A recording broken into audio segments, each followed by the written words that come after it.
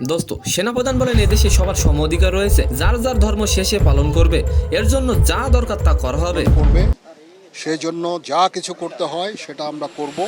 And second নিউজটি থাকবে, সাকিব বাংলাদেশের সবচেয়ে বড় খেলোয়াড়, তবে বিপিএল এ খেলবে কি খেলবে না সেটা আমার হাতে নেই বললেন শাহরিয়ার তানিম। সালাম নমস্কার দোস্ত, আসন্ন দুর্গাপূজা উপলক্ষে সেনাপ্রধান বলেন আমরা মাঠে আছি, নির্ভয়ে আপনারা পূজা মণ্ডপে যাবেন। শনিবার 5ই অক্টোবর ঢাকেশ্বরীয় জাতীয় মন্দির পরিদর্শনে কথা বলেন তিনি। নিরাপত্তায় সেনাবাহিনী মাঠে রয়েছে বলে তিনি বলেন আমরা মাঠে আছি, আপনারা নির্ভয়ে পূজা মণ্ডপে যাবেন। দোস্ত, সেনাপ্রধানের এই বক্তব্য নিয়ে আপনার মতামতটি অবশ্যই কমেন্ট করে যাবেন। ওয়াকারুজ্জামান আরো বলেন আমরা একটা সুন্দর পরিবেশ চাই যেখানে আপনারা সবাই পূজা উদযাপন করতে পারবেন, এদেশে সবার সমান অধিকার রয়েছে। দোস্ত, অন্যদিকে বিপিএল এ সর্বশেষ সাকিব আল হাসান রংপুর রাইডার্সের হয়ে খেলেছিলেন, তবে আসন্ন আসরে তার খেলা নিয়ে রয়েছে শঙ্কা।